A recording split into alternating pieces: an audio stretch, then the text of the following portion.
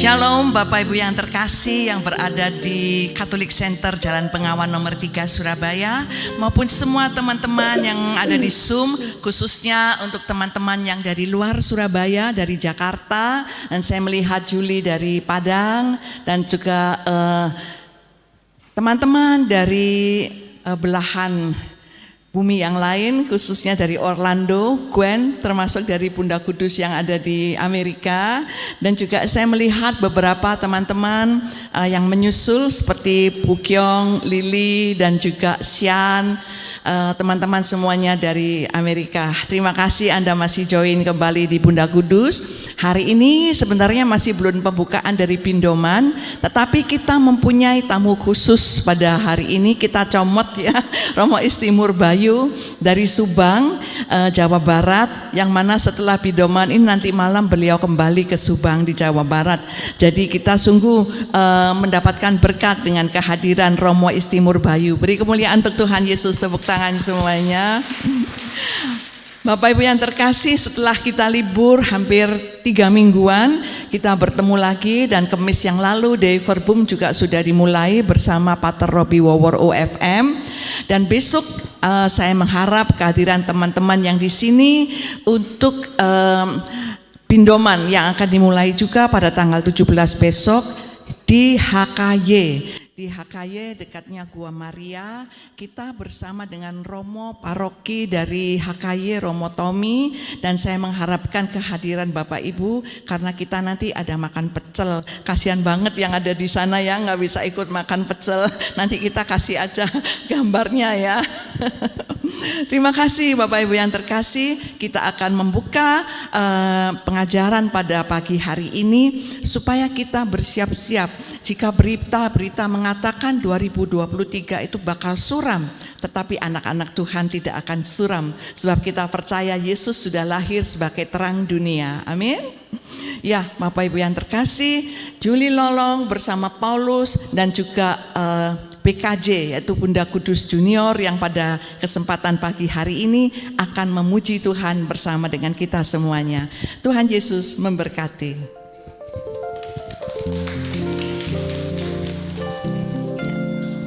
Terima kasih Ibu Ervina. Ya, setelah kita berkumpul kembali hari ini, setelah kita melewati 1 tahun, ya kita mulai kembali. Selamat pagi Romo, sudah hadir di tengah-tengah kami. Mari Bapak Ibu yang terkasih, walaupun yang di rumah, sebelum kita mau mendengarkan pengajaran, kita mau memuji Tuhan terlebih dahulu, sebab Tuhan bertata di atas setiap pujian kita. Yang di tempat ini boleh bangkit berdiri, berikan salam kiri kanan. Tuhan Yesus memberkati kita semua di tempat ini. Mari kita masuk gerbangnya dengan hati yang penuh sukacita, hati yang penuh bersyukur. Yang di rumah, mari kita tetap memuji Tuhan. Yuk sama-sama kita mau katakan, mari masuk gerbangnya. Mari masuk gerbangnya dengan hati bersyukur, halamannya dengan pujian, penuhi baitnya dengan nyanyian syukur, hadiratnya penuh sukacita. Boleh angkat semua, katakan sebab Tuhan Dia baik dan anugerahnya kekal selama-lamanya. Amin. Sebab Tuhan Dia baik dan anugerahnya kekal selama-lamanya. Amin. Sekali lagi kita mau masuk gerbangnya. Mari masuk gerbangnya dengan hati bersyukur, halamannya dengan pujian, penuhi baitnya dengan nyanyian syukur, hadiratnya penuh sukacita. Angkat tangan, kita katakan sebab Tuhan Dia baik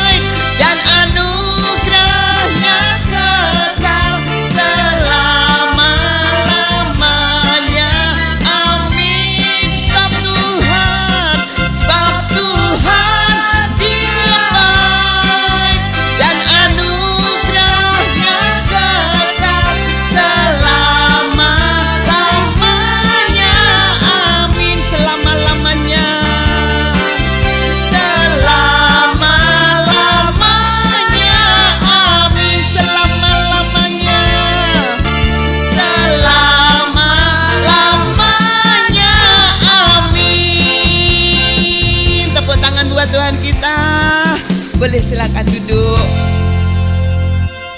Ya, kita mau berdoa terlebih dahulu. Dalam nama Bapa, Putra, dan Roh Kudus. Amin. Bapa, kami mengucapkan syukur terima kasih buat hari ini Kau kembalikan kami di tempat ini, di mana kami sangat rindu untuk memuji menyembah Engkau. Terlebih kami rindu untuk mendengarkan pengajaran-Mu tentang kebenaran firman-Mu Bapa. Terima kasih Tuhan, terima kasih buat segala penyertaan-Mu dalam hidup kami. Kami sudah melewati 1 tahun Tuhan Yesus, dan saat ini kami menginjak tahun yang baru. Kami percaya bahwa tahun yang baru ini Kau tetap menjaga kami, menyertai kami apapun yang terjadi dalam kehidupan kami. Engkau Allah yang selalu peduli dalam hidup kami. Terima kasih Tuhan, terima kasih Bapa. Biarlah Tuhan kami mohon kehadiran-Mu di tengah-tengah kami di acara pagi hari ini. Urapi kami semua di tempat ini walaupun yang ada di rumah Tuhan Yesus. Biarlah Kau curahkan berkat-Mu, berkat kasih, damai sejahtera kepada setiap kami Bapa. Sehingga kami mengetahui bahwa Engkau Allah yang selalu mempedulikan hidup kami. Terima kasih Tuhan, inilah doa kami. Kami panjatkan hanya di dalam nama-Mu Tuhan kami Yesus Kristus yang hidup kini dan sepanjang masa. Amin. Baik Bapak Ibu yang terkasih, kita nggak perlu khawatir, kita nggak perlu susah, nggak perlu sedih, sebab ada Allah El Shaddai yang selalu menjaga setiap kita. Mari kita naikkan pujian ini bahwa Allah selalu mengerti dan peduli setiap kehidupan kita. Yang di rumah kita mau bersama-sama memuji Tuhan. Kita mau katakan El Shaddai, El Shaddai.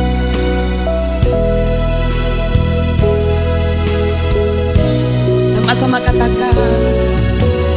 Tak usah ku takut, Allah menjagaku. Tak usah ku bimbang, Yesus peliharaku. Tak usah ku susah, Roh Kudus hiburku. Tak usah ku cemas, Dia memberkatiku. El Shaddai, El Shaddai, Allah Maha Kuasa. Dia besar, Dia besar, El Shaddai mulia, El Shaddai, El Shaddai, Allah Maha Kuasa. Berkat-Nya melimpah, El Shaddai. Mari sekali lagi kita naikkan pujian ini dengan segenap hati kita. Mari sama-sama katakan. Tak usah ku takut, Allah menjagaku. Allah menjagaku. Terima kasih Tuhan. Tak usah ku, Tak usah ku bimbang, Yesus peliharaku. Yesus peliharaku. Tak usah ku susah, Roh Kudus hiburku. Tak usah ku cemas, Dia memberkati. Mari angkat tangan katakan El Shaddai.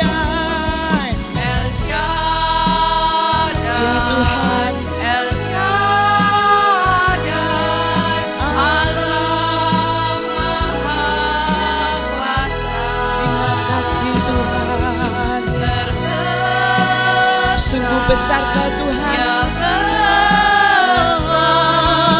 El Shaddai mulia, katakan El Shaddai. El Shaddai, El Shaddai, Allah Maha Kuasa. Sungguh berkat-Mu, berkat-Nya melimpah. El Shaddai, mari bangkit berdiri, kita mau katakan El Shaddai, El Shaddai, El Shaddai. Engkau Allah yang besar, Maha Kuasa. Dia besar, Dia besar, Dia besar. Sungguh Kau besar. El Shaddai mulia, El Shaddai, El Shaddai, El Shaddai. Allah Maha Kuasa, sungguh berkat-Nya melimpah buat setiap kita. Berkat-Nya melimpah. El Shaddai. Sekali lagi kita katakan El Shaddai, El Shaddai, El Shaddai. Allah Maha Kuasa, Dia besar. Berkat-Nya melimpah. El Shaddai, El Shaddai. Dia besar, Dia besar. El Shaddai mulia,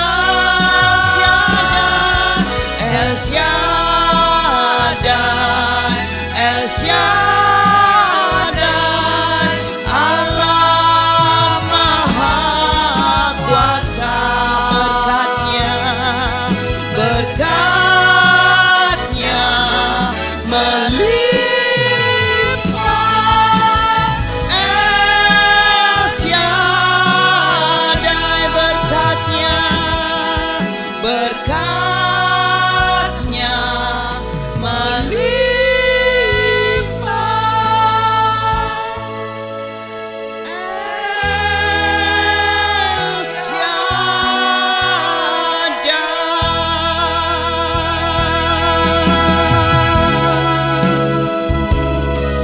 Mari kita mau bersyukur di hadapan Tuhan. Terima kasih.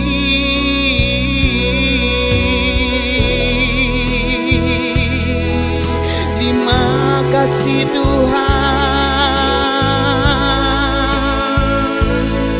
Terima kasih Bapa buat penyertaan-Mu dalam hidup kami. Kau selalu ada.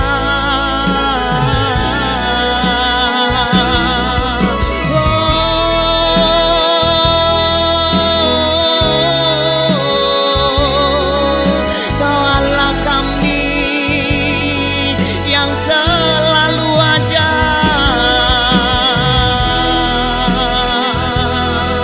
dalam hidup kami, dalam persoalan kami. Kau selalu menolong kami. Oh, terima kasih Tuhan, terima kasih Bapa.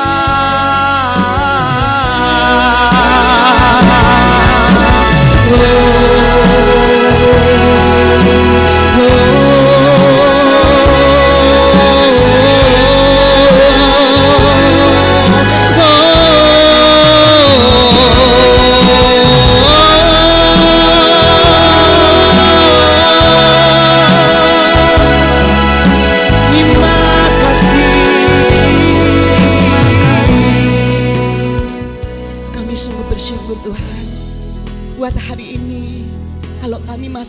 bernafas, kami masih bisa berdiri, dan kami masih bisa datang di tempat ini Tuhan. Semua karena kasih-Mu Bapa. Sebab kami punya Allah yang selalu setia, Allah yang selalu pedulikan dalam hidup kami, Allah yang senantiasa kami sembah. Tuhan kami Yesus Kristus, Engkau Allah yang besar, Engkau Allah yang selalu ada di atas segala-galanya Tuhan. Mari kita mau katakan, aku punya Allah yang besar.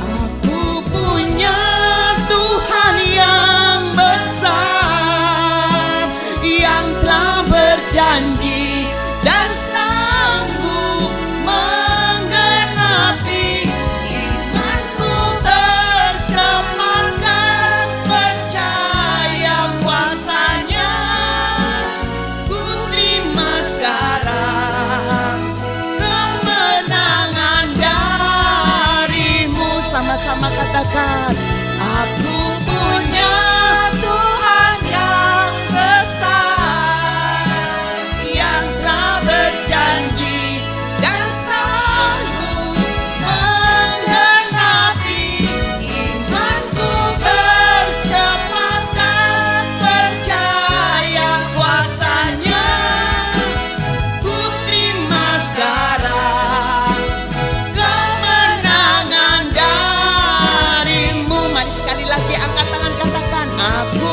punya Tuhan yang besar, yang telah berjanji dan sanggup menggenapi imanku. Bersepakkan percaya kuasa-Nya, ku terima sekarang kemenangan dari-Mu. Ku terima sekarang kemenangan dari-Mu. Terima kasih Tuhan. Sebentar kami mau mendengarkan pengajaran dari Romo Bayu. Urapi setiap hati kami yang ada di rumah juga untuk fokus pengajaran ini yang berasal daripada Engkau. Terima kasih Tuhan, pakai hamba-Mu, anak-Mu Romo Bayu di tempat ini dengan kemuliaan nama-Mu. Kemuliaan kepada Bapa, Putra dan Roh Kudus, seperti pada permulaan, sekarang, selalu dan sepanjang segala abad. Amin. Silakan duduk. Kami persilakan Romo.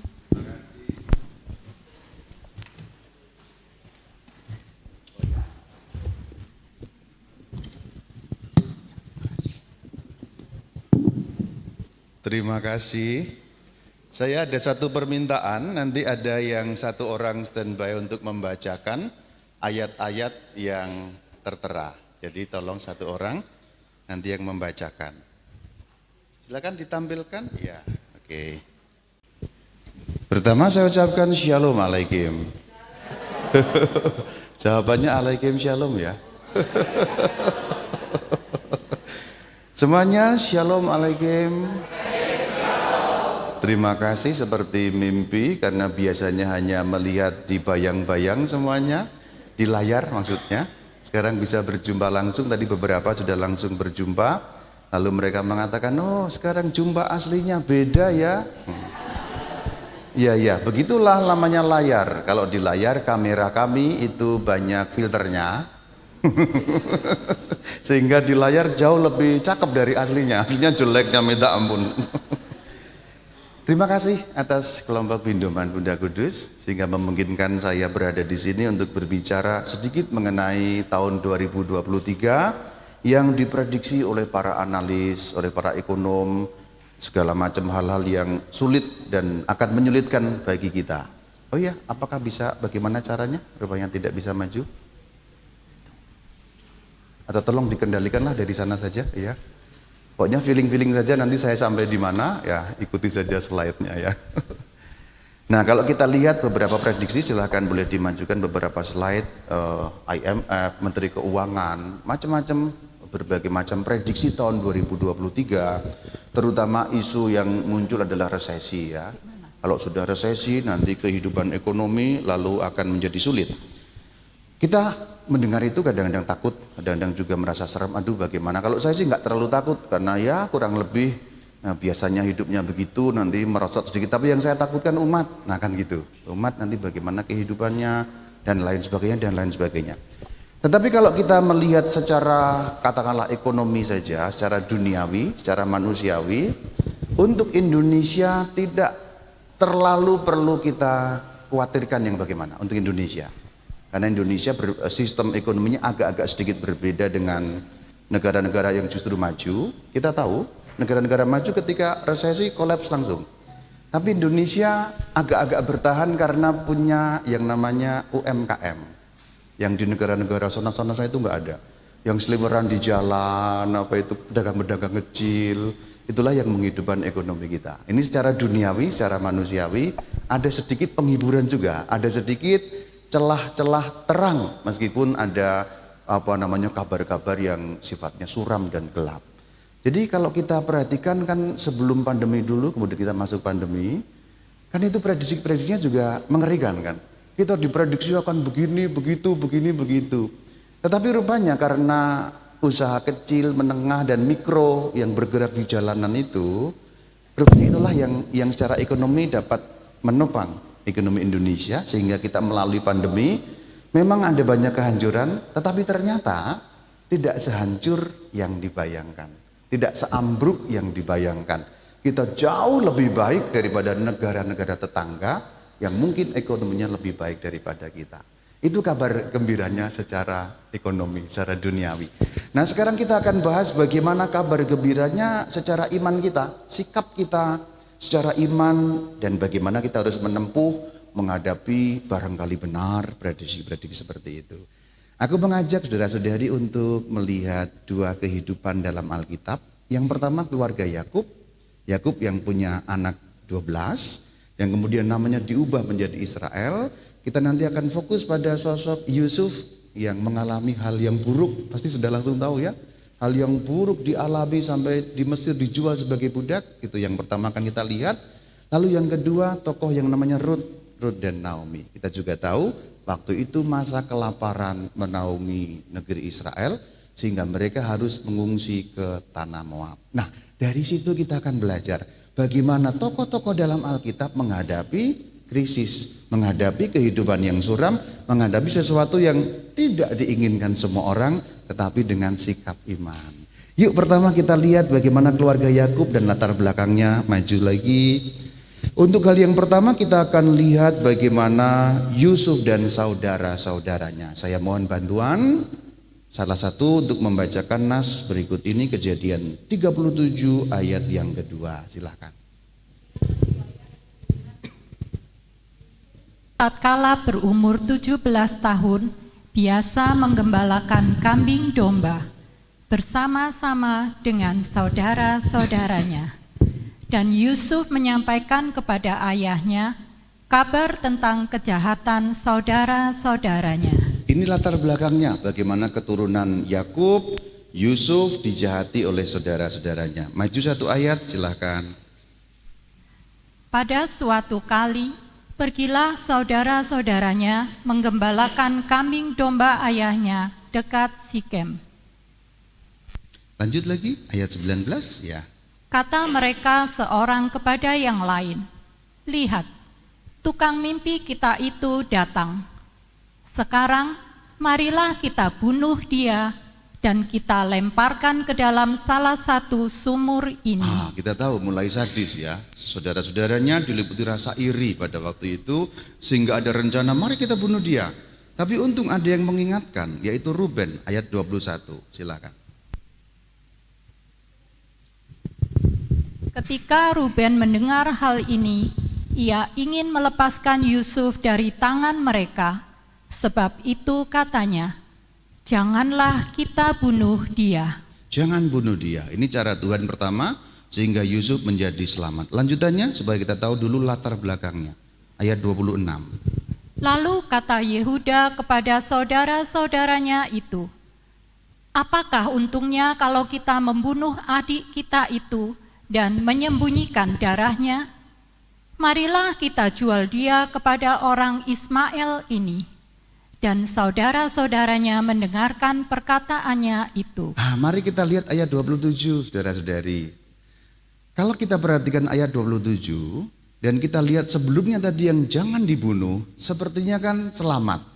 Tetapi kalau kita lihat konteks pada zaman kuno, dijual itu lebih mengerikan daripada dibunuh. Kalau dibunuh kan ya sudah, selesai. Tapi ketika dijual, orang menjadi budak. Sistem perbudakan sudah tidak ada sekarang. Tapi kalau kita tahu bahkan mengalami sistem perbudakan, ngeri sekali dijual itu. Karena dengan dijual orang menjadi properti, jadi seperti katakanlah binatang. Jadi kalau zaman sekarang orang jual domba, sapi, kalau mau kurban itu ada ya gitu-gitu ya. Zaman dulu orang, jual manusia. Dan manusia lain ketika sudah menjadi budak, dia tidak punya hak apapun atas hidupnya sendiri. Bahkan menentukan pilihan atas hidupnya sendiri juga tidak bisa. Jadi kerja tidak digaji, kerja tidak mendapatkan hak, hanya punya kewajiban, dan menentukan langkah hidup sendiri tidak bisa. Termasuk kalau budak mau menikah, itu bukan menikah karena maunya sendiri, tapi dinikahkan oleh si pemilik. Jadi gambarkan ibu-ibu dan bapak-bapak sekarang seperti punya dogi itu loh. Ada yang punya dogi di sini? Ada yang pencinta anabul? Enggak ya? Enggak ya? Bukan untuk yang dipelihara itu loh, ya kan? Nanti kan kalau sudah apa kadang dikawinkan, kan enggak ada kemudian dogi disuruh main terus memilih jodoh sendiri, kan enggak ada. Enggak ada kan? Dikawinkan ke tempat yang breedernya gitu. Kira-kira begitu. Pada zaman kuno dijual itu paling buruk yang dialami seorang manusia. Dan Yusuf nanti akan masuk ke dalam keadaan yang seperti itu. Jadi ini suram kehidupan seorang manusia yang bahkan kita membayangkan saja tidak. Tetapi apa yang akan terjadi? Mari selanjutnya kita lihat ayat 36 dan betul terjadi itu dijual. Adapun Yusuf, ia dijual oleh orang Midian itu ke Mesir, kepada Potifar, seorang pegawai istana Firaun, kepala pengawal raja. Kita lihat Yusuf seorang Ibrani, kemudian dijual kepada seorang Midian, yang Midian itu menjual lagi kepada seorang Mesir. Hidup pada zaman kuno, ini kan zaman jauh sekali sebelum Musa. Jadi kurang lebih ini sebelum Tuhan Yesus 1800 tahun. Kalau kita ukur dari zaman kita, kejadian ini kira-kira hampir 4000 tahun yang lalu. Dunia belum seperti sekarang 4000 tahun yang lalu. Kalau kita sekarang, orang Indonesia ketemu dengan orang lain, menganggap sesama manusia. Tetapi orang pada zaman kuno, pada zaman 4000 tahun yang lalu apalagi, tidak sama. Kalau orang berbeda suku, berbeda bangsa, maka kita boleh memperlakukan tidak seperti sesama. Ingat cerita mengenai pertanyaan orang-orang Yahudi kepada Tuhan Yesus. Lalu Tuhan Yesus menceritakan mengenai perumpamaan mengenai orang Samaria yang baik hati. Jadi orang Samaria dan orang Yahudi itu mereka tidak bergaul. Dan memang seperti itulah pada zaman kuno. Artinya kalau Anda diperbudak oleh orang sebangsa saja itu sudah serem. Sama-sama orang Mesir diperbudak. Itu sudah serem. Ini Yusuf yang bukan orang Mesir, Yusuf yang orang Ibrani dijual kepada orang Mesir. Jadi jatuhnya itu ke tingkat yang lebih dalam lagi. Karena orang yang tidak satu bangsa, orang yang tidak satu suku bangsa itu berhak diperlakukan semau-maunya. Apalagi seorang budak. Sedangkan yang bukan budak saja kita bisa nggak tolong dia. Kita bisa bahkan berbuat kejam dengan dia. Kalau saya orang Ibrani, kamu orang Mesir, hati-hati di jalan. Tak begal kamu. Nah gitu kira-kira begitu ya. Ini dijadikan budak, jadi ngeri sekali. Kita mau membayangkan bagaimana ternyata meskipun kita suram, prediksi apa, ini jauh lebih ngeri. Sehingga kita bisa belajar dari tokoh ini untuk seandainya betul pun bagaimana sih sikap iman menghadapinya. Mari sekarang kita lanjutkan bagaimana Yusuf di Mesir. Kita lihat langsung. Kejadiannya jauh maju 1 ya 39 ayat 2. Kejadiannya jauh lebih panjang, tapi saya cuplik-cuplik bagian-bagian tertentu supaya langsung tergambar bagaimana peristiwanya. Mohon dibaca ayat yang kedua ayat 39, bab 39. Tetapi Tuhan menyertai Yusuf sehingga ia menjadi seorang yang selalu berhasil dalam pekerjaannya. Maka tinggallah ia di rumah tuannya, orang Mesir itu. Ini suatu keajaiban saudara-saudari semuanya. Yang tadi saya katakan, kalau orang tidak sebangsa, sulit sekali memperoleh kepercayaan.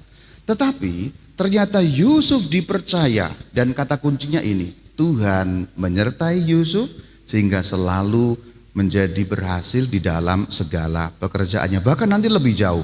Lanjutkan ayat yang keempat. Maka Yusuf mendapat kasih tuannya, dan ia boleh melayani dia. Kepada Yusuf diberikannya kuasa atas rumahnya, dan segala miliknya diserahkannya pada kekuasaan Yusuf. Ini dia, ayat 4 mengatakan Yusuf boleh melayani tuannya yang bernama Potifar. Jadi menjadi juru minum yang melayani minum langsung tuannya. Pada zaman kuno tidak sembarangan orang bisa dekat dan melayani, bahkan untuk menuangkan minum saja. Karena orang-orang tinggi harus khusus. Karena kalau orang-orang tinggi mau makan, orang yang melayani ini harus makan dulu dan ditunggu setengah jam, modar apa enggak orang ini gitu. Karena kalau siapa tahu musuhnya menyebarkan racun, nanti si petinggi itu jangan sampai keracunan. Yang modar orang ini kan gitu, yang menjadi pelayan. Tapi pada zaman kuno si pelayan ini statusnya tinggi sekali karena dipercaya bahkan untuk urusan boleh dikatakan hidup mati tuannya. Jadi rupanya Yusuf kemudian jabatannya meningkat tinggi sekali, bahkan dikatakan diberikan segala kuasa. Pada zaman kuno kalau orang-orang kaya contoh di Mesir, mereka tidak mengurus sendiri kekayaannya. Saya kira samalah.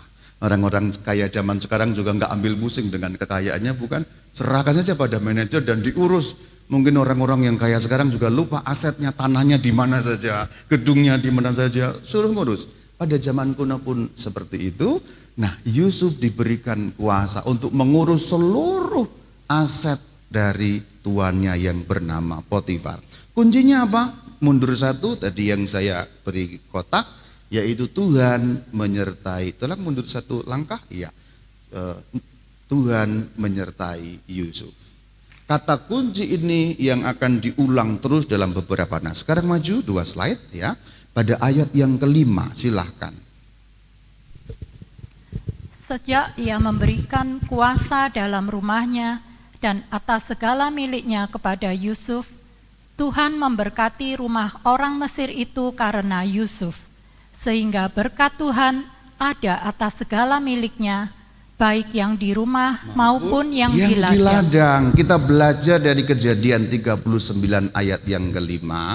Rupanya dalam bahasa mudah, berkat itu bisa ditularkan. Kalau di dalam satu rumah itu ada orang yang satu saja terberkati, maka di dalam rumah itu, di dalam segala miliknya, maka menjadi ikut terberkati. Berarti sebenarnya menghadapi sesuatu yang suram, menghadapi sesuatu yang tidak mudah, kita bisa saling menopang tidak hanya secara duniawi, tetapi secara spiritual. Karena berkat menular, kita lihat dalam ayat yang kelima.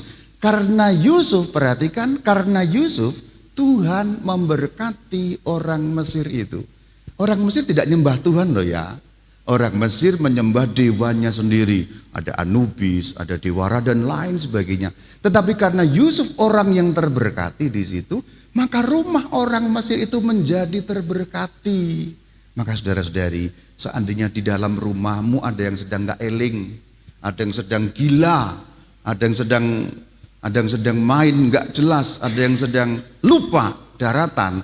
Kalau ada satu saja, suami istri misalnya, suaminya kacau, tapi istrinya terberkati, dalam nama Yesus, suaminya tentulah juga akan terberkati dan Tuhan kembalikan. Atau sebaliknya, nggak hanya suami yang sering main gila juga ya, istri juga ada juga ya Pak ya, mohon maaf ya Pak ya, supaya adil ya Pak ya. Tadi yang saya sebut hanya suami ya, jadi ibu juga ada juga, tapi kalau di sini pasti tidak ada yang wong edan itu enggak ada kalau di sini ya. Itu di luar sana ada juga perempuan yang sudah punya suami edan itu ada. Tapi asalkan suaminya terberkati, rumah itu terberkati. Berkat rohani menopang rumah, bahkan yang bukan penyembah Tuhan pun menjadi terberkati karena Yusuf. Maka kata kuncinya karena Yusuf, sehingga berkat Tuhan ada di rumah orang Mesir itu. Yuk lanjut pembahasannya ayat yang ke-7 sekarang.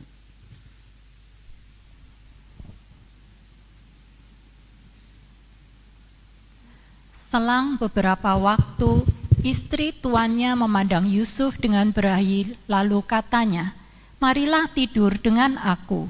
Tetapi Yusuf menolak. Lu kan barusan saya omongin, nih kan?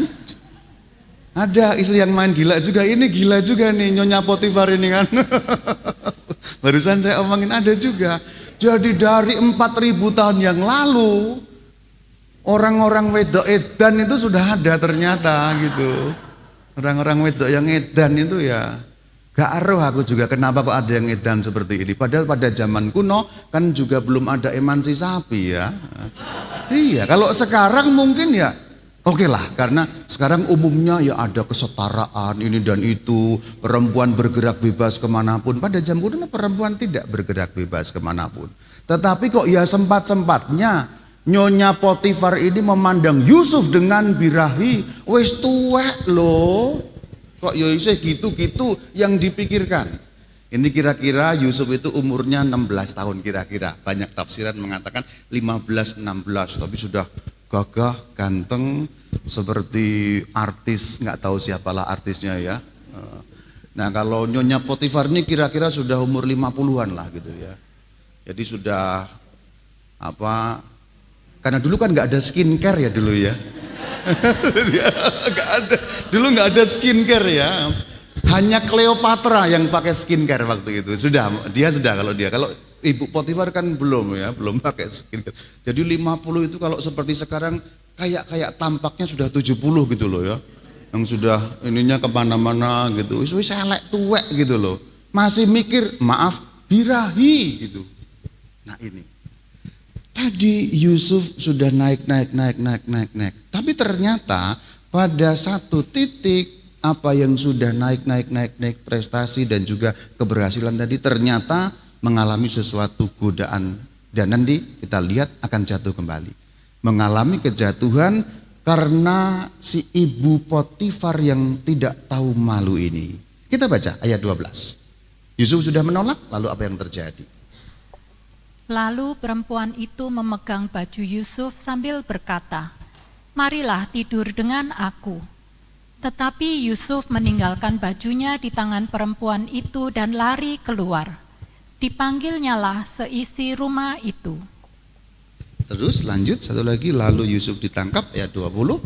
Lalu Yusuf ditangkap oleh tuannya dan dimasukkan ke dalam penjara, tempat tahanan-tahanan raja dikurung.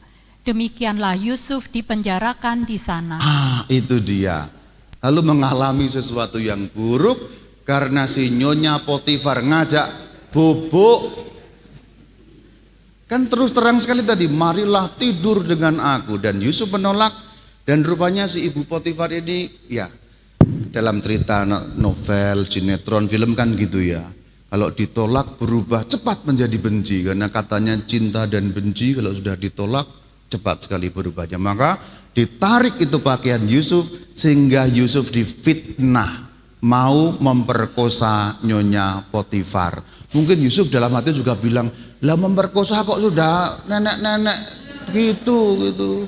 Gimana gitu ya. Tapi itulah karena namanya orang berkuasa, tentu saja seorang budak tidak didengarkan. Tadi kembali ke bagian depan, selain tidak punya hak apapun, budak juga tidak punya hak pendapat. Jadi kesaksian 1000 budak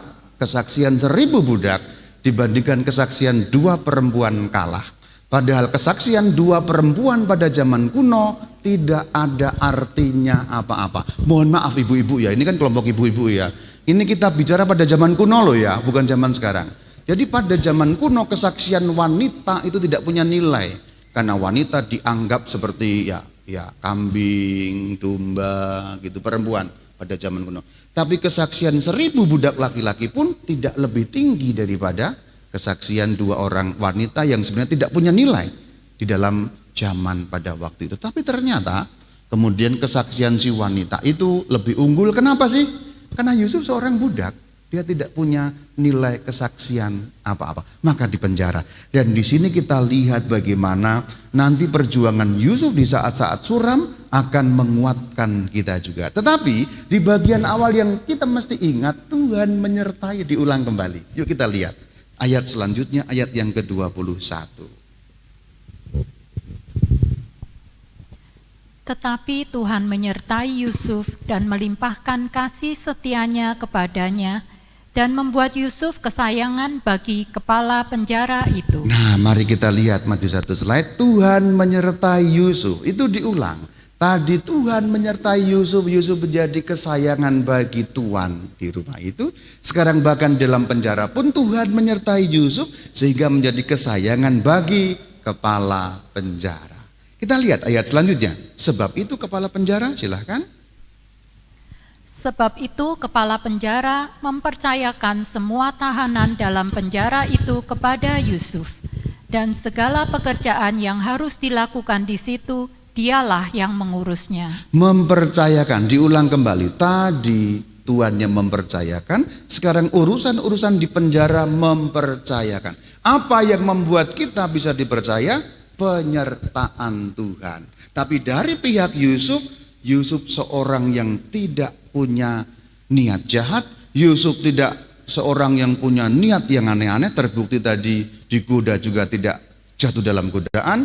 Maka kepercayaan Tuhan pun ada di sana. Jadi sebenarnya sebelum kita bisa dipercaya orang, kita bisa dipercaya Tuhan. Sehingga karunia-karunia itu bisa dipercayakan. Sebab apa? Kadang-kadang karunia sudah disiapkan Tuhan, kitanya tidak siap. Sehingga kepercayaan tidak ada, sehingga Tuhan sulit juga mempercayakan karunia-karunia rohani itu kepada kita. Ini Yusuf lancar, dipercaya, Tuhan menyertai, karena Tuhan bisa percaya kepada Yusuf. Maka manusia bisa percaya kepada Yusuf. Ayat selanjutnya. Yusuf, ayat kemudian juru minuman, ya. Ayat 23. Dan kepala penjara, ya. Dan kepala penjara tidak mencampuri segala yang dipercayakannya kepada Yusuf, karena Tuhan menyertai dia, dan apa yang dikerjakannya dibuat Tuhan berhasil. Dibuat Tuhan berhasil. Apa keberhasilannya? Yuk kita lanjutkan 2 slide selanjutnya, ayat ke-9 dari bab yang ke-40. Silahkan. Kemudian juru minuman itu menceritakan mimpinya kepada Yusuf. Kata Yusuf kepadanya, beginilah arti mimpi itu. Tetapi ingatlah kepadaku apabila keadaanmu telah baik nanti. Sampai di sini. Simpelnya nih cerita singkatnya, juru minuman raja, tadi saya sudah cerita, juru minuman itu penting sekali.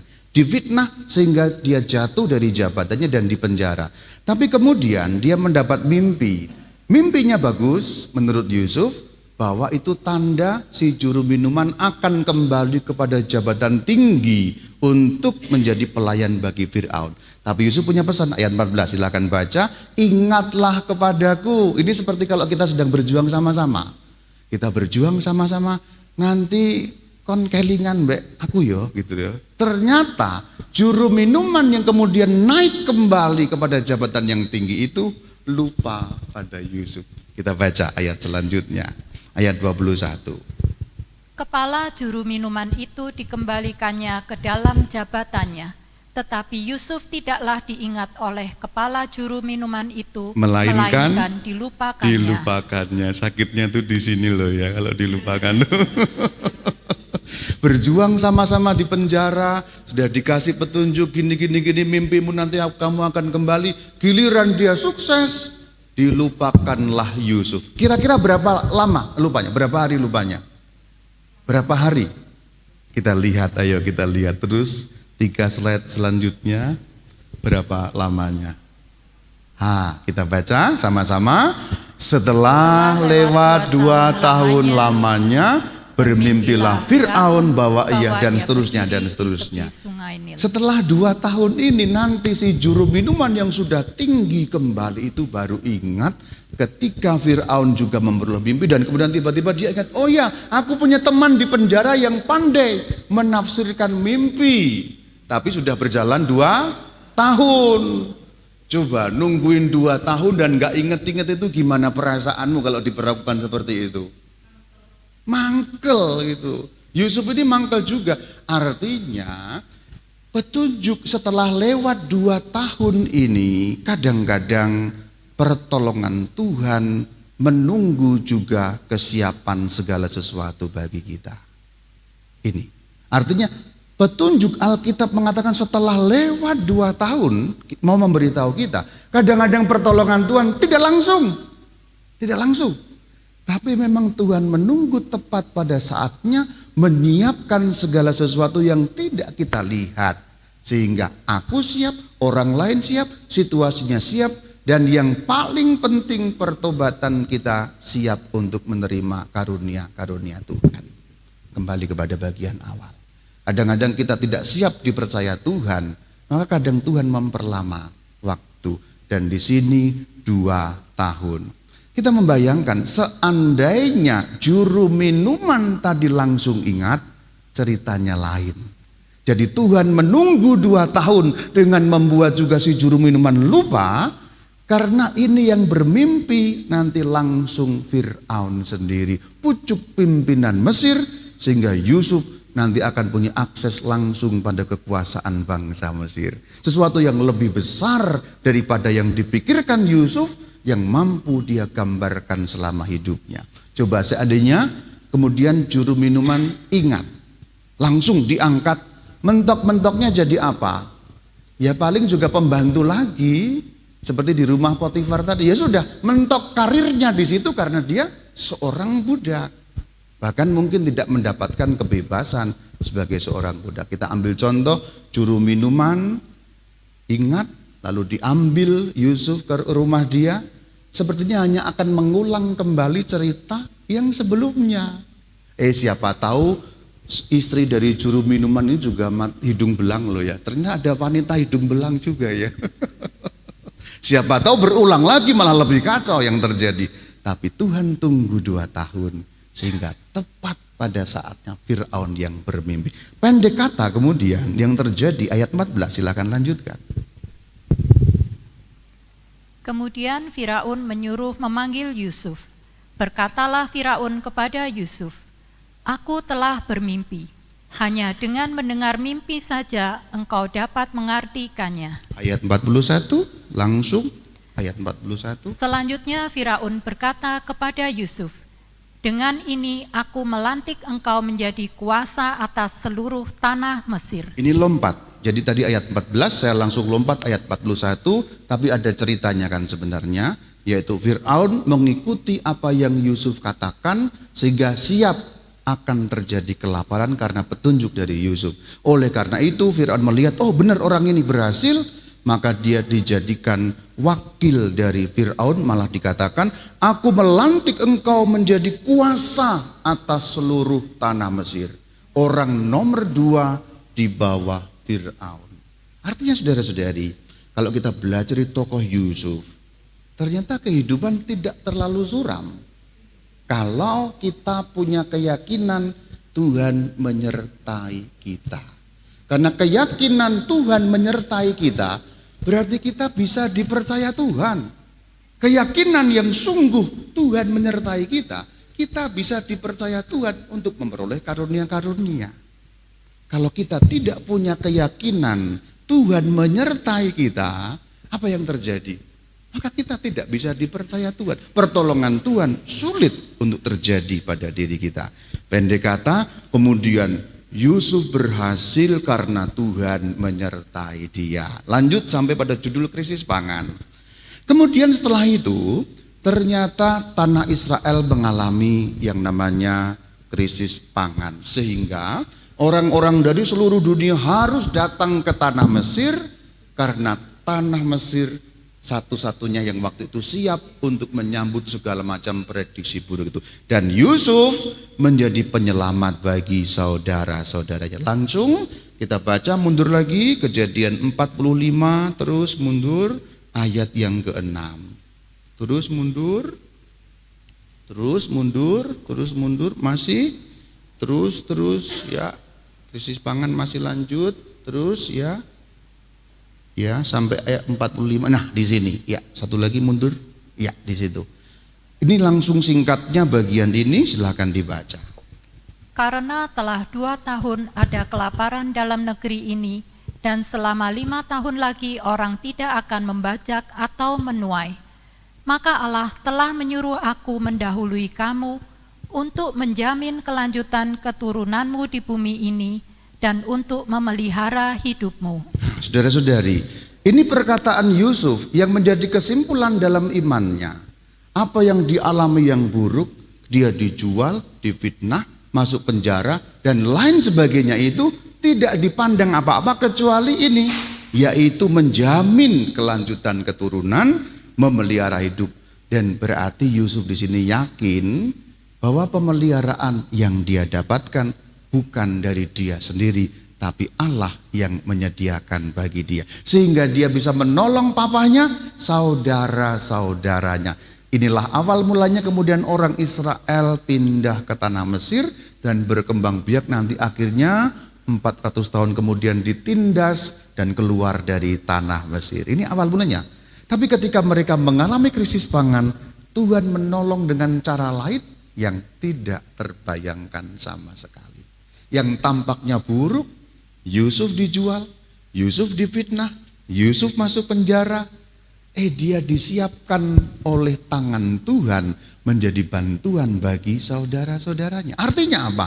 Yang dapat kita yakini dari cerita ini, kadang-kadang Tuhan bisa menggunakan hal yang buruk untuk menghasilkan buah yang baik. Itulah hebatnya Tuhan Allah kita. Bukan Tuhan menghendaki yang buruk. Tidak ada kehendak Tuhan untuk sama sekali buruk. Tetapi yang terjadi adalah Tuhan bisa menggunakan situasi yang buruk itu sehingga ada buah yang baik dari sana. Kalau kita bayangkan saudara-saudari, awal-awal iman Kristen itu dianiaya bukan? Dianiaya itu buruk atau baik? Buruk tentu saja. Mereka dianiaya, mereka dibunuh. Stefanus bahkan menjadi martir yang pertama dibunuh. Tapi dengan dianiaya di tanah Yerusalem, mereka keluar lebih cepat daripada seharusnya. Mereka lari keluar dari sana, kemudian ke Syria, sampai ke Damsyik, sampai ke Konstantinopel, sampai ke Antioquia, sampai ke Roma, sampai ke Kenjeran hari ini, saudara. Kalau dulu tidak ada penganiayaan, belum tentu iman Kristen keluar lebih cepat. Bukan berarti Tuhan menghendaki penganiayaan, tidak. Itu situasi dunia. Bukan Tuhan menghendaki yang suram-suram dalam resesi ekonomi, tidak. Itu situasi dunia. Tapi ingat saudara, bahwa Tuhan bisa menggunakan bahkan situasi yang buruk, tapi buahnya baik. Kalau kita, benihnya baik seringkali, buahnya buruk kalau kita. Kalau kita seringkali kan benihnya baik, tapi buahnya buruk. Siapa itu? Ya kamu gitu. Kalau orang Surabaya, ya konku katanya. Katanya gitu ya. Kita gitu. Tapi kalau Tuhan, benihnya bisa buruk, benih bakal itu buruk, tapi Tuhan bisa menghasilkan pohon yang berbuah baik dari keburukan itu. Itu dalam bahasa iman namanya providentia Dei, penyelenggaraan ilahi. Kita kembali sebentar ya, sebelum menghadapi 2023 ini yang prediksinya gini, kita kembali sebentar ke peristiwa-peristiwa 2020 awal, bulan Maret mulainya. Ingat peristiwa apa bulan Maret itu? Mulai COVID. Dulu kayak apa prediksinya, sekarang kayak apa? Salah satu contoh yang simpel saja. Sepertinya dulu orang-orang Katolik yang mau mendalami iman itu kok ya sedikit sekali. Tidak mau mendalami iman, tidak mau ikut bagaimana iman Katolik sungguh-sungguh dikenal. Tetapi karena pandemi, kita bukan bersyukur atas pandeminya, tapi bersyukur atas ternyata benih yang buruk Tuhan pakai sehingga tumbuh buah yang luar biasa. Aku dengan ibu-ibu, bapak-bapak di Bunda Kudus ini apa bisa kenal kalau tidak pakai pandemi? Kita seperti sudah akrab muka, tapi ternyata baru ketemu hari ini loh sebenarnya. Kayak mimpi juga aku ini ya. Kayak sudah akrab gitu loh. WhatsApp-an apa di Zoom kayak sudah biasa gitu. Tapi ya baru ketemu hari ini dan beberapa orang kaget. Romo Bayu welek tenan ya katanya. Ya itu tadi filternya banyak kalau ada kamera itu ya. Itulah kegunaan, kembali ke laptop. Artinya betapa lihat buah-buah baik yang ditimbulkan Tuhan. Padahal benihnya pandemi. Ada sisi-sisi baik yang ternyata luar biasa. Bukan kita bersyukur atas hal yang buruk yang terjadi, tapi atas buah-buah baik yang Tuhan ciptakan. Jadi dipelintir gitu loh, dan menjadi baik. Itu yang terjadi. Maka kalau kita percaya pada penyelenggaraan ilahi, boleh secara manusia kita kadang-kadang takut, tapi kita tidak pernah benar-benar boleh takut, sebab yang namanya penyelenggaraan ilahi itu selalu ada. Bahkan kalau kita belajar dari pengalaman-pengalaman yang sudah lalu, tadi itu kan kalau pandemi kan pengalaman dunia. Kalau pengalaman hidupmu masing-masing, saya yakin setiap orang merasakan yang namanya penyelenggaraan ilahi. Kalau yang saya alami, hampir semua yang saya rencanakan sendiri gagal. Boleh jujur, silahkan kembali kepada hidupmu masing-masing. Berapa dari hidupmu yang kau rencanakan sendiri dan berhasil? Coba lihat lebih dalam. Berapa yang kau rencanakan hidupmu dan persis seperti yang dulu kamu rencanakan? Ayo, kalau jujur, kita ini orang-orang gagal, banyak gagal sebenarnya. Gagal karena yang kita rencanakan tidak persis seperti yang dulu kita rencanakan dan kita pikirkan. Ada yang bukan orang Surabaya dari sini, tolong angkat tangan. Ada yang bukan orang Surabaya, artinya ada yang perantau, kecilnya enggak di Surabaya. Adakah? Tolong angkat tangan. Oke, enggak usah malu, enggak akan ditembak mati kok. Ada? Ya, oke. Saya tanya tapi enggak usah dijawab. Jawab dalam hati saja. Yang bukan orang Surabaya, pernahkah merencanakan nanti aku tinggal di Surabaya, bisnisku begini, tinggalnya di jalan ini, akan begitu-begitu persis dan terjadi? Adakah? Tidak ada. Berarti kamu orang gagal dalam perencanaan. Karena apa? Penyelenggaraan ilahi menyediakannya bagi kita. Itu saudara. Amin. Maka kita langsung lihat bagian belakang, langsung kembali kepada ajaran gereja. Untuk Rut saya lompati, nanti silakan Anda baca sendiri. Kitab Rut pendek sekali kitabnya, hanya 4 bab. Ini PR-nya saja. Saya lewati kitab Rut, saya langsung kepada bagaimana ajaran gereja. Maju terus kitab Rut kita lewati. Langsung kita pada Providentia Dei supaya sambung dengan apa yang baru saja saya katakan. Terus, bagian ini. Maju 1 slide. Bagaimana pengajaran iman gereja Katolik dengan yang namanya Providentia Dei, penyelenggaraan ilahi. Semoga ini menguatkan iman kita dengan sungguh-sungguh menghadapi berbagai macam prediksi-prediksi yang tidak menentu. Kita baca KGK 302 bersama-sama saja. Allah melindungi dan mengatur melalui penyelenggaraannya segala sesuatu yang Ia ciptakan. Saudara-saudari, ibu-ibu dan para bapak, keyakinan pada penyelenggaraan Tuhan inilah yang sungguh amat penting ada dalam hati kita selama kita hidup dan berjuang di tengah dunia ini. Kalau ini tidak ada, itu sebenarnya pelecehan Tuhan yang paling besar. Jadi maksudnya adalah, kalau kamu kehilangan keyakinan bahwa Tuhan sanggup memelihara hidupmu, kalau kamu kehilangan keyakinan bahwa betul Tuhan mampu menjamin hidupmu, berarti kan kamu tidak percaya pada kemahakuasaan Tuhan. Ini penistaan agama yang sesungguhnya itu sebenarnya. Bukan yang sering diberitakan di sana-sana itu. Penistaan agama dalam arti sesungguhnya adalah ketika seorang yang mengaku beriman tidak yakin Tuhannya mampu menjadi jaminan bagi hidupnya. Nah, ini gereja mengatakan Allah melindungi dan mengatur melalui penyelenggaraannya. 1 slide. Nah, di dalam KGK 303 ada keterangan seperti ini. Yuk kita baca sama-sama. Kesaksian kitab suci mengakui dengan suara bulat. Pemeliharaan penyelenggaraan adalah konkret dan langsung. Mana kesaksian kitab suci yang ditunjuk? Yang baru saja tadi kita bahas. Bagaimana penyelenggaraan Tuhan melalui Yusuf. Yang nanti juga akan Anda baca melalui Rut dalam cerita dalam kitab Rut. Jadi bersifat konkret dan langsung. Apa artinya? Kalimat lanjutannya, maju satu slide, memberi keterangan kepada kita. Sama-sama kita baca. Ia yang artinya penyelenggaraan ilahi, peduli akan segala sesuatu. Lanjut. Sampai jadi kepedulian Tuhan itu tidak hanya hal-hal yang besar, tapi bahkan sampai yang terkecil sekalipun Tuhan peduli kepada kita.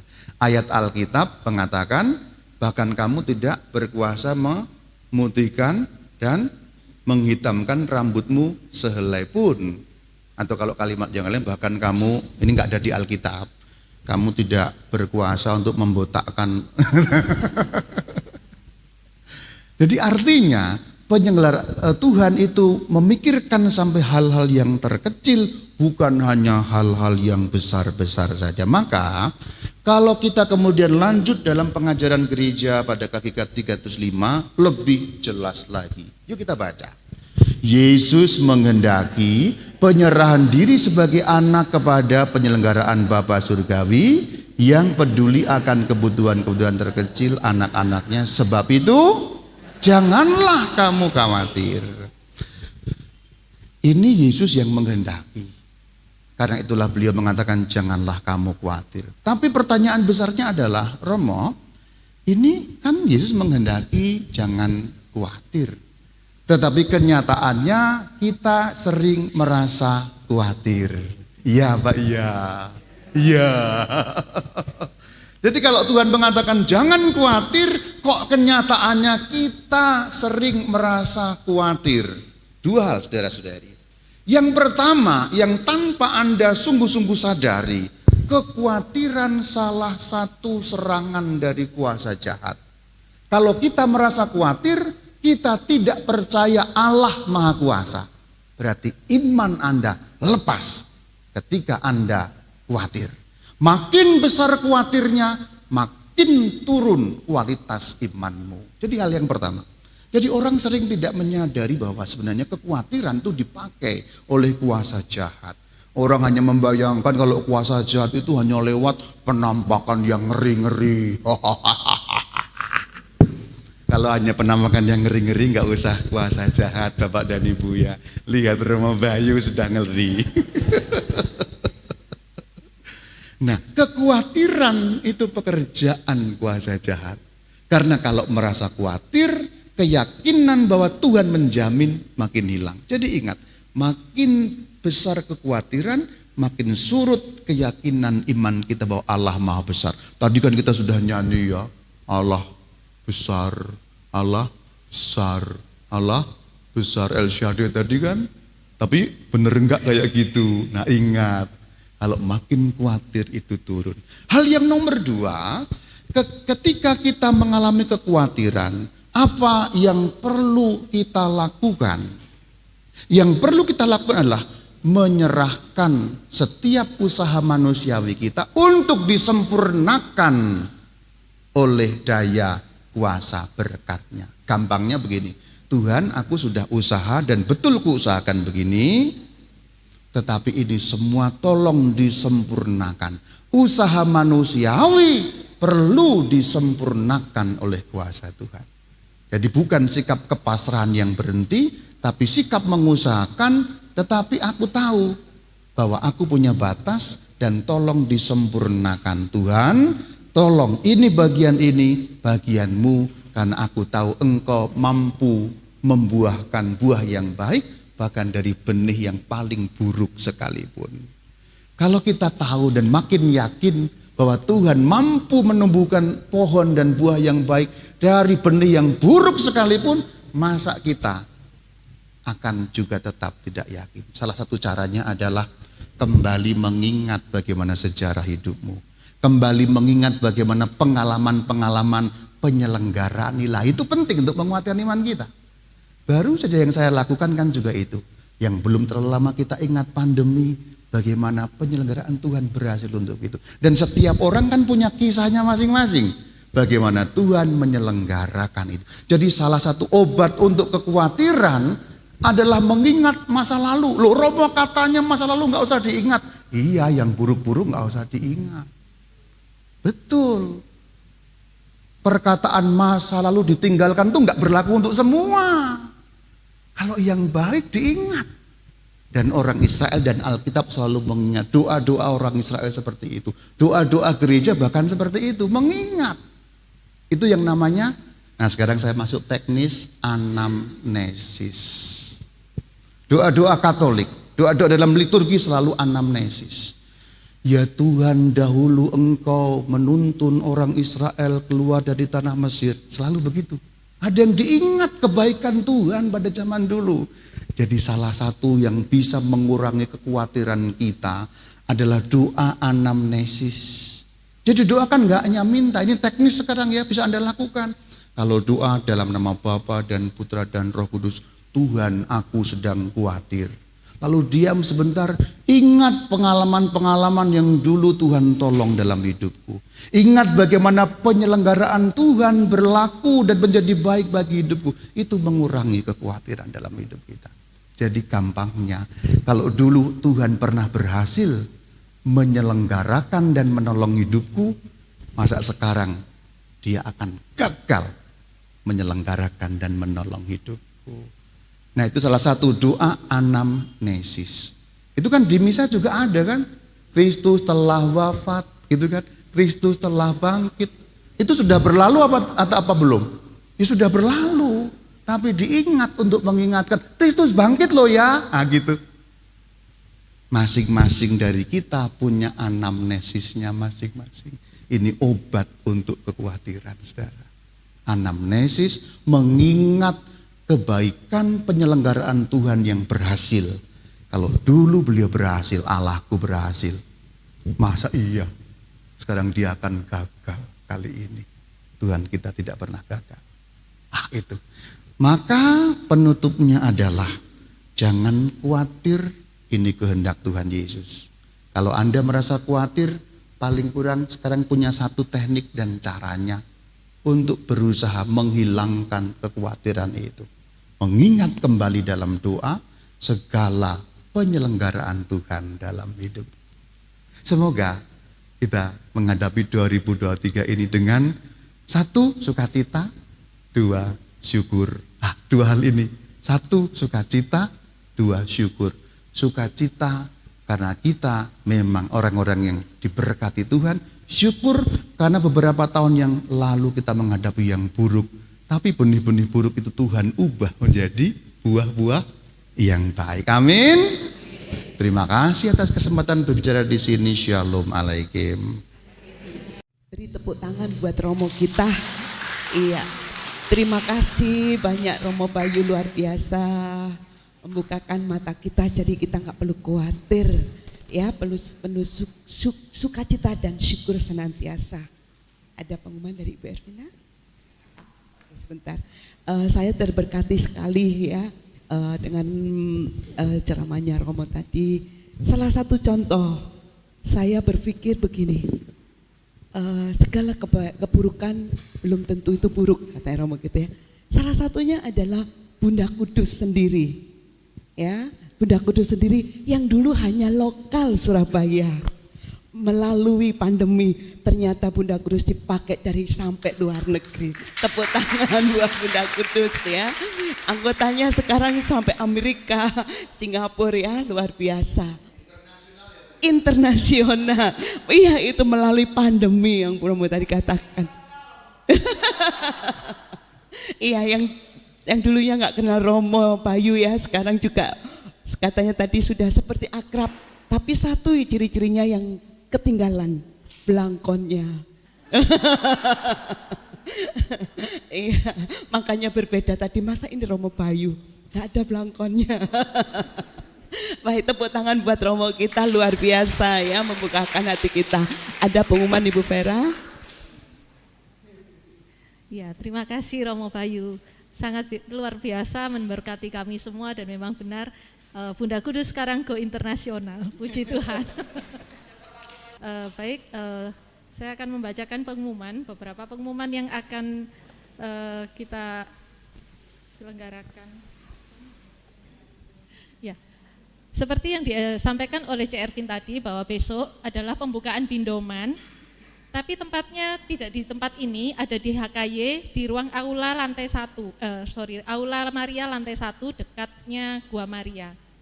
Dan pembicaranya adalah Romo Paroki HKY, Romo Tommy, dengan tema bersama Bunda Maria menghidupi kehadiran Yesus dalam keluarga. Kenapa hari ini ada, sebelum Bindoman ada Romo Bayu, karena sangat spesial Romo Bayu sedang berada di Surabaya dan ini kesempatan emas buat kita, sehingga sangat sayang sekali kalau kita lewatkan.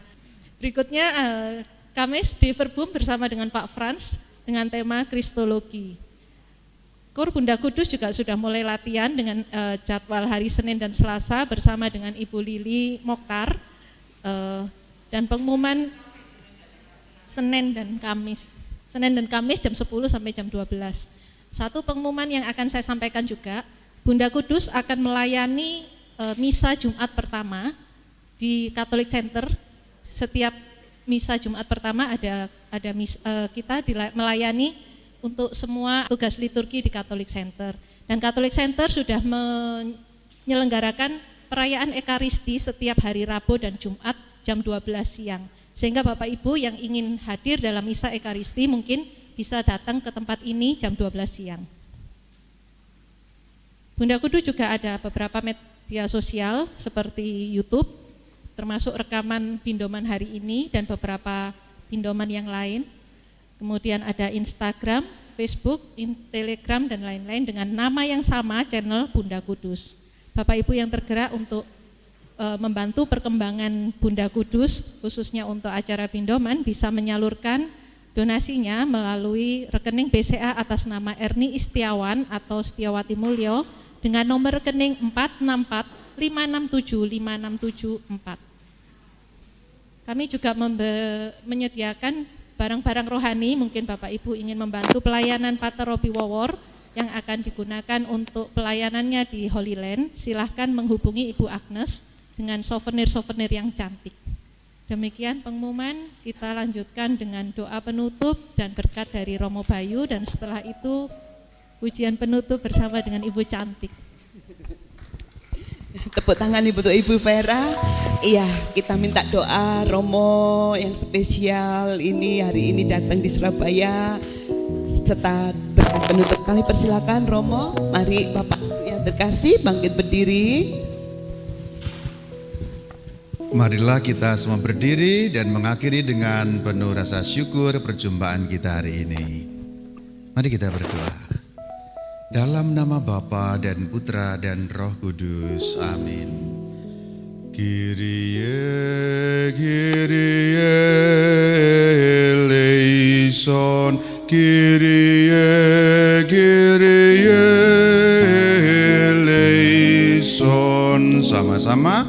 Kyrie, Kyrie eleison. Kyrie, Kyrie eleison. Ya Kristus, kami bersyukur kepadamu atas perjumpaan kami. Kyrie, Kyrie eleison. Kyrie, Kyrie eleison. Ya Kristus, kami mohon berkat-Mu supaya hamba-hamba-Mu yang mendengarkan firman hari ini bertumbuh dalam iman, terutama makin yakin pada penyelenggaraan ilahi Bapa.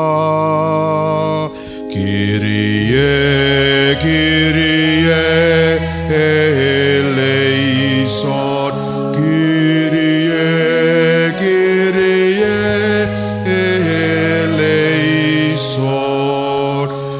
Kristus, mohon berkat-Mu bagi komunitas Bindoman, agar selalu bersama-sama dalam iman, dengan penuh keyakinan, saling membangun. Kyrie, Kyrie, eleison. Kyrie, Kyrie, eleison. Berkat Allah yang Maha Kuasa turun kepada saudara-saudari, berkat kesehatan, perlindungan, kesejahteraan jasmani dan rohani, dalam nama Bapa dan Putra dan Roh Kudus. Terima kasih, Shalom Alaikum. Terima kasih Romo Bayu. Ada satu sobat kita yang begitu seperti kita tidak perlu khawatir sebab Tuhan Yesus menyertai kita semua. Sobatku yang setia, tak pernah dia tinggalkan diriku di waktu aku susah. Di waktu aku susah, waktu ku sendirian, dia selalu menemani diriku. Siapa namanya? Namanya Yesus. Namanya Yesus. Nama Yesus yang menghibur hatiku. Siapa namanya? Namanya Yesus. Namanya Yesus. Nama Yesus yang menghibur hatiku. Sekali lagi kita mengatakan, ada satu sobatku yang setia, tak pernah dia tinggalkan diriku di waktu aku susah. Di waktu aku susah, waktu ku sendirian, dia selalu menemani diriku. Siapa namanya? Namanya Yesus. Namanya Yesus. Nama Yesus yang menghibur hatiku. Sebut namanya Yesus. Namanya Yesus. Namanya Yesus. Nama Yesus yang menghibur hatiku. Namanya Yesus. Namanya Yesus yang menghibur hatiku. Nama Yesus. Nama Yesus yang menghibur hatiku. Selamat siang. Tuhan Yesus memberkati. Jangan lupa besok ya datang. Oke, Tuhan Yesus memberkati. Saya percaya semua rindu mau Kami mohon Romo bersama kami foto bersama-sama dengan tim, lalu nanti dengan umat.